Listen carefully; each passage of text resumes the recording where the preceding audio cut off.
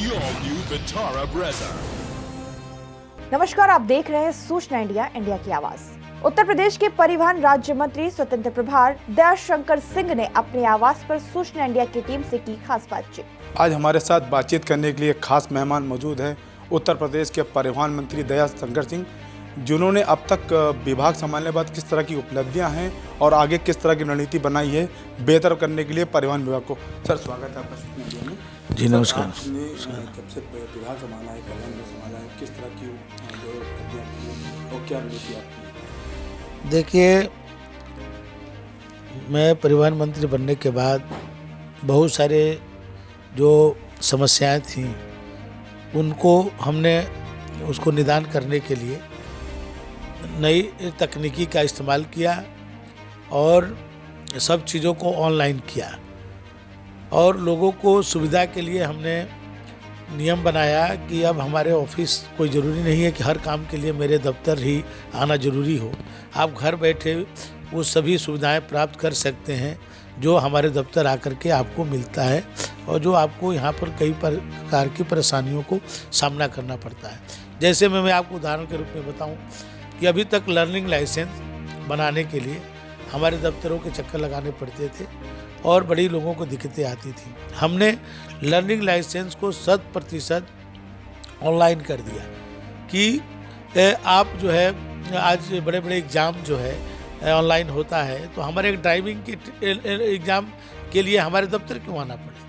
आज लोग है ऑनलाइन अपना स्लॉट बुक करा रहे हैं और वो जो है ऑनलाइन एग्ज़ाम दे रहे हैं और सिग्नेचर भी हमने अपने अधिकारियों को डिजिटल सिग्नेचर करा करके ऑनलाइन कर दिया है कि आप जो है पास होने के बाद आप जो है हमारे डिजिटल सिग्नेचर से लोड करके आप अपना सर्टिफिकेट घर में बैठे निकाल सकते हैं। शॉर्ट टाइम परमिट, जो पहले परमिट बनाने के लिए किसी को शादी ब्याह या कहीं आवश्यक घूमने के लिए कहीं जाना हो, पर्यटन के लिए जाना हो, उस समय लोगों को जो है हमारे दफ्तर के चक्कर लगाने पड़ते थे। हमने कहा कि आप चाहे छुट्टी हो, रात के 2 बजे आपकी इच्छा करें कि नहीं हमको कहीं बाहर जाना है, तो आप हमारे दफ्तर आने की ज़रूरत नहीं है। आप तुरंत जो है आप हमारी वेबसाइट पर जाइए, आपकी गाड़ी फिटनेस सही है तो आप हमारे टैक्स जमा करिए, आप जो है आप परमिट आपको अलाउ हो जाएगा। उसी तरह आपने जो टैक्सेज जमा करना है उसके लिए आप हमारे दफ्तर आने की आवश्यकता नहीं है। और मैं ड्राइविंग जो परमानेंट लाइसेंस बनता है उसके लिए भी हम ऑटोमेटिक अब ट्रैक बना रहे हैं और हमने अभी 16 जगह पर बनाया है और बाकी जगहों के लिए हम पीपीपी मॉडल पर प्राइवेट पार्टनर के साथ जो है जुड़ रहे हैं और वहीं पर आप टेस्ट देंगे। वो आपको मैंने सेंसर युक्त जो है हमारा ऑटोमेटिक जो है ड्राइविंग इंस्टीट्यूट होगा जो सेंसर बताएगा कि आप कोई गलती कर रहे हैं कि नहीं कर रहे हैं। मैनुअल नहीं रहेगा, ना कोई व्यक्ति आपको पास कर पाएगा ना कोई व्यक्ति आपको फेल कर पाएगा। कंप्यूटर जो बताएगा कि नहीं भाई ये परफेक्ट है तो सही है और उसको पूरा उसका टेस्ट जो है कई प्रकार के उसमें होते हैं, 8 बना रहता है, पहाड़ बने रहते हैं, सब पर आपको जाना पड़ेगा। हर जगह सेंसर लगा रहेगा, सेंसर ऑब्जर्व करेगा कि आप सही कर रहे हैं गलत कर रहे हैं। मैं सिमुलेटर की व्यवस्था कर रहा हूँ। आप उसकी मैं जो पहले अभी तक जहाज़ के ट्रेनिंग के लिए, पायलट की ट्रेनिंग के लिए प्रयोग होता था, अब मैं ड्राइविंग जो है लाइसेंस के लिए भी मैंने इसको अनिवार्य कर रहा हूँ पूरे हर जनपदों में कि उसमें आप बैठ करके आप जो ट्रेनिंग लेंगे और आपको लगेगा कि हम गाड़ी चला रहे हैं, भले ही आप उस गाड़ी के अंदर बैठे रहेंगे और आप कोई गलती करेंगे तो भी कंप्यूटर उसको जो है सेंसर करेगा। तो इस तरह की जो टेक्नोलॉजी का उपयोग करके हम जो है लोगों को अपने दफ्तर आने से उनको रोक रहे हैं कि आप अपने घर बैठ करके हमारी ये सुविधाओं को प्राप्त कर लें। बातचीत के दौरान उन्होंने बताया कि मुख्यमंत्री योगी आदित्यनाथ के निर्देशानुसार परिवहन निगम ने जनरल बसों के द्वारा प्रदेश के सभी जनपदों को राजधानी लखनऊ से जोड़ा। उन्होंने कहा कि निगम द्वारा 1000 नई बसों को अपने बस बेड़े में सम्मिलित करने के लिए कार्यादेश जारी किया गया, जिससे राजधानी के विभिन्न जनपदों को जोड़े जाने की योजना है। बात ये नगर जो गाड़ियां हैं जो परिवहन निगम की, उनकी जो बसें हैं लगातार झड़ हरारत में देखने को मिलती हैं। कभी आग लगने की सूचना आती है, कभी गाड़ी में कुछ टेक्निकल प्रॉब्लम हुई है वजह से एक्सीडेंट के कारण आते हैं। तो क्या मानते हैं उसको भी कब तक सुधारें?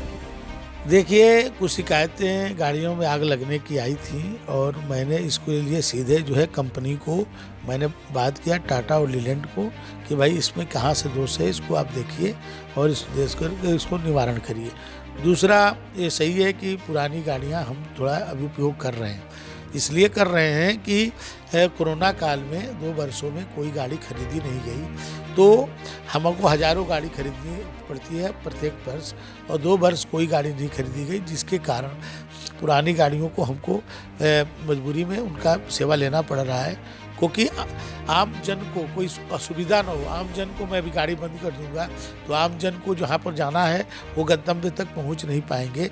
अब नई गाड़ियाँ माननीय योगी जी ने हमको अनुपूरक बजट में 1000 बस खरीदने की अनुमति दिया है। उसके पहले भी मैं 1150 बसें खरीद लिया था, तो हमारे पास 2300 बसें नई आ गई हैं, और अब प्रत्येक 6 महीना पर मैं 1000 बसें लूँगा, और पुरानी बसों को हम जो है शिफ्ट करते जाएंगे, और उसकी जगह पर नई बसों का हम जो है लगाते जाएंगे।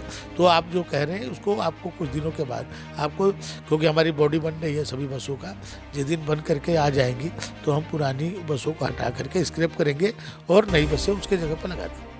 दयाशंकर सिंह ने बताया, परिवहन निगम के 84 मुख्य बस स्टेशनों पर लघु मरम्मत सहित रंगाई पुताई का कार्य अपने आंतरिक संसाधनों के जरिए किया गया। उन्होंने कहा कि बस स्टेशनों पर निविदा स्वीकृत है, जिनका लगभग 90% कार्य पूरा हो चुका। मंत्री जी, और क्या बेहतर करने जा रहे हैं विभाग में, जिस तरह के चेंजेस करने जा रहे हो जिससे और बेहतर आपका परिवहन विभाग हो जाए? देखिए, मैं भाई सस्ते में दूर तक का सफ़र, सुरक्षित सफ़र, आरामदायक सफ़र हमारे प्रदेश की जनता को मिले, इसके लिए हम काम कर रहे हैं। हम यहाँ इलेक्ट्रिक बस भी लाने वाले हैं, हम जो है नई बसें, हम कई सेवाएं प्रारंभ करने वाले हैं। हम राजधानी सेवा प्रारंभ करने वाले हैं कि हर जनपद को मैं 2 बसें ऐसे दूंगा कि वो भाई रात में चल के सुबह यहाँ आवें और आकर के अपना दिन भर काम करें, और शाम को जो है फिर अपने गंतव्य को वापस चले जाएं, उनको लखनऊ में रुकने की आवश्यकता न पड़े। इसलिए हर ज़िले से राजधानी सेवा देने वाले हैं। हर ज़िले को हम दिल्ली के राष्ट्रीय राजधानी को जोड़ने वाले हैं कि वहाँ पर लोग जो है दिल्ली जाएँ और फिर शाम को अपना काम करके वापस आ जाएं।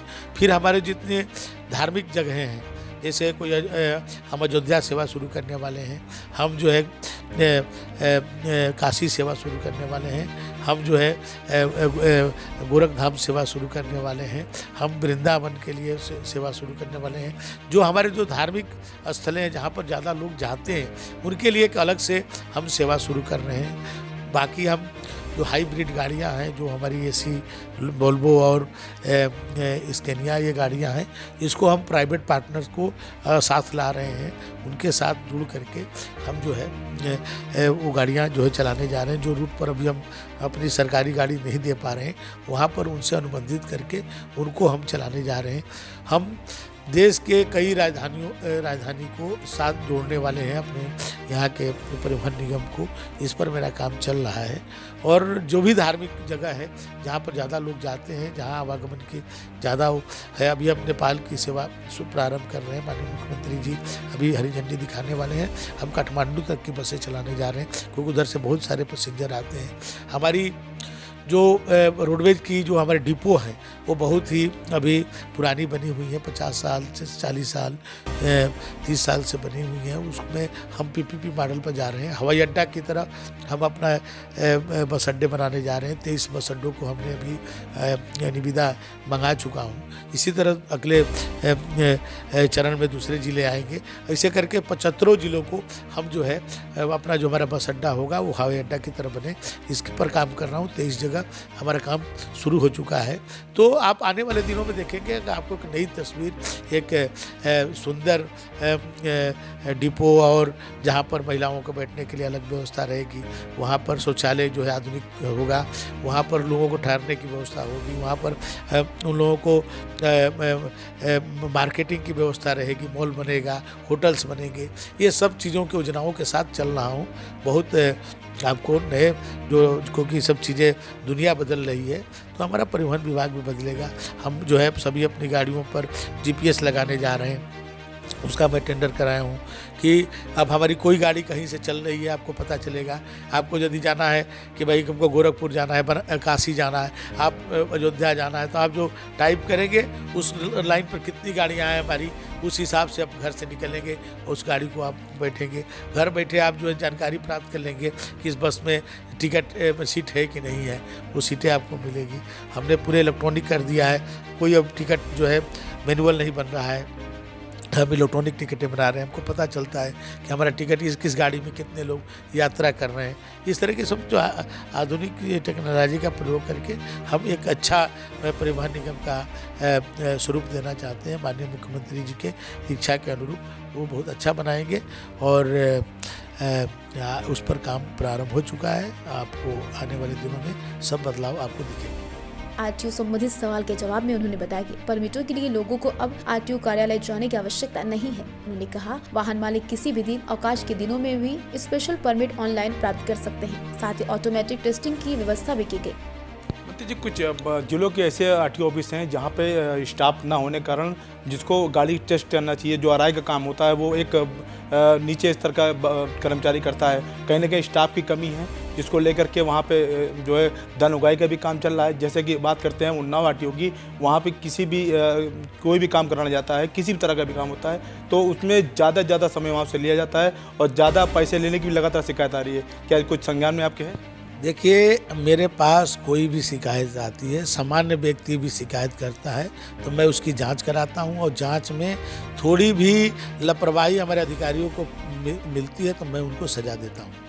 मैं सभी अपने अधिकारियों से कह चुका हूं कि आप जो भी सामान्य व्यक्ति भी हमारे पास आ जाता है, हमको हमारे जो हमारा सूचना केंद्र है, हमने जो नंबर्स लोगों को दे रखे हैं उस पर लोग लगातार शिकायतें करते हैं और उस शिकायतों की मैं जांच कराता हूं और यदि उस जांच में यदि सही पाया जाता है तो मैं उन पर ऐसे अधिकारियों पर कार्रवाई करता हूं। जिले के अधिकारियों का कहना है, आरटीओ का कहना है कि वो जो टेस्ट देगा वही सिंगल टेस्ट दे सकता है, उसको बताने के लिए या कोई गाइड करने के लिए नहीं हो सकता।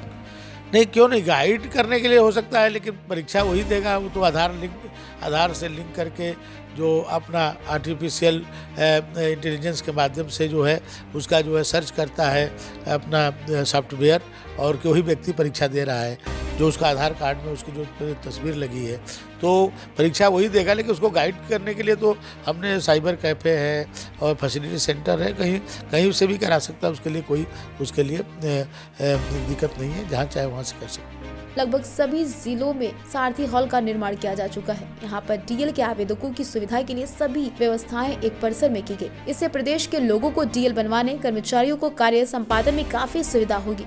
जी, अगर लर्निंग लेसन की बात करते हैं तो लर्निंग लेसन जो कम पढ़ा लिखा है वो ऑनलाइन टेस्ट नहीं दे पा रहा, क्या उनका लेसन जो ऑनलाइन टेस्ट नहीं दे पा रहे हैं, कम पढ़े लिखे हैं, वो किस तरह से अपना लर्निंग लेसन अप्लाई कर सकते हैं? वो साइबर कैफ़े में जा सकते हैं। साइबर कैफ़े को पैसा दे करके अपना एक न्यूनतम शुल्क दे करके आप प्राप्त कर सकते हैं। उससे भी उनको दिक्कत है तो हर ग्राम सभा में आज जो है सुविधा केंद्र बना हुआ है जो सरकार के द्वारा, वहाँ पर जाएं, वहाँ पर 30 रुपया हम लोगों ने निर्धारित किया है कि वहाँ पैसा उनको शुल्क दे करके आप इसको प्राप्त कर सकते हैं।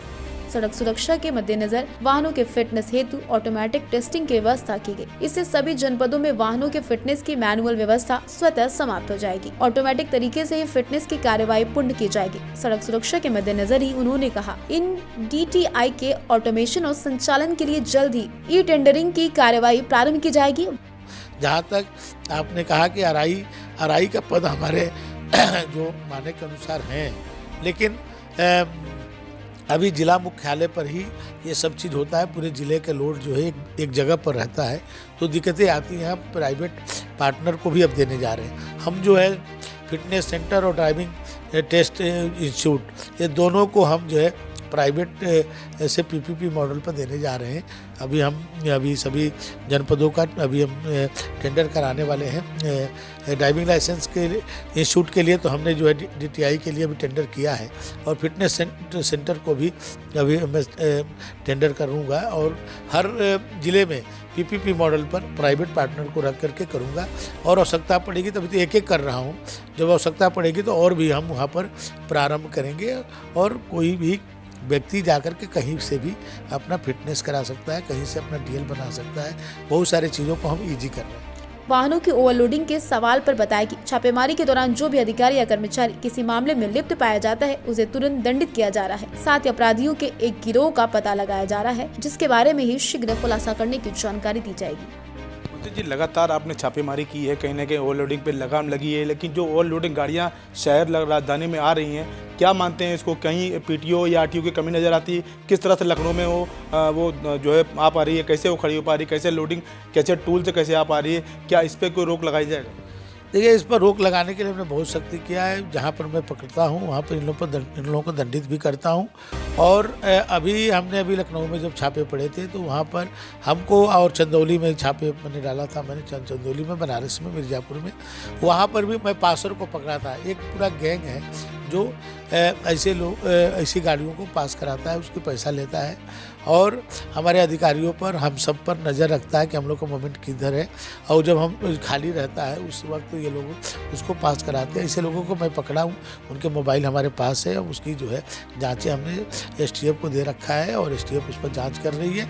जो लोग भी इसमें लिप्त पाए जाएंगे, रिपोर्ट आएगी तो उन पर मैं कार्रवाई करूँगा, और हमारे भी कोई उसमें यदि लिप्त होगा तो उस पर भी कार्रवाई करूँगा। तो ये थे हमारे साथ प्रधानमंत्री दयाशंकर जी, जिनका साफ तौर से कहना था कि निगम की बसें लगातार अच्छा वर्क करने के लिए विभाग तैयार है। कहीं ना कहीं जल्द ही जनता को अच्छी सुविधा मिलेगी और नई बसों का में सफ़र करने का मौका मिलेगा। ये कितना समय लगेगा ये तो समय बताएगा। कैमरामैन अभिषेक के साथ मोहम्मद नसीर, सूचना इंडिया, लखनऊ।